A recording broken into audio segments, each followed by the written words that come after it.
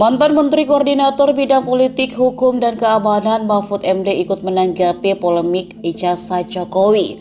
Isu seputar keaslian ijazah Joko Widodo kembali mencuat setelah dilaporkan dan kediamannya di Solo di demo massa tim pembela ulama dan aktivis.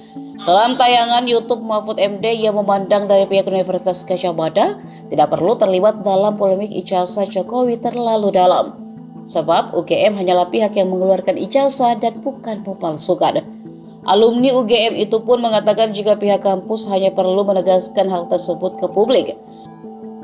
Terkait desakan agar Jokowi memperlihatkan ke publik, menurut Mahfud itu bukan hal yang salah. Sebab itu diatur dalam Undang-Undang Keterbukaan Informasi dan Publik. Tapi jika Jokowi enggan memperlihatkan, maka bisa diadili lewat pengadilan yang namanya Komisi Informasi. Peradilan itu keputusannya mengikat, dan kalau harus dibuka maka Jokowi harus memperlihatkan.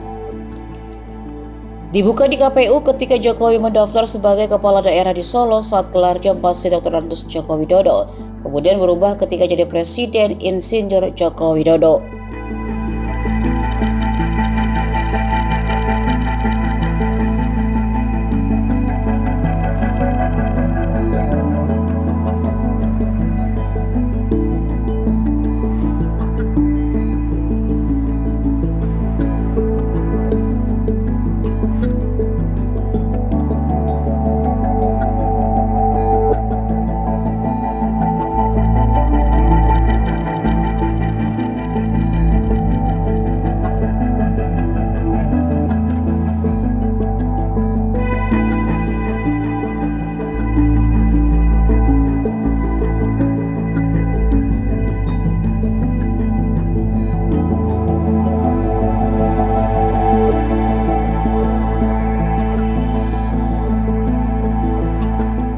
Download Tribun X sekarang, menghadirkan lokal menjadi Indonesia.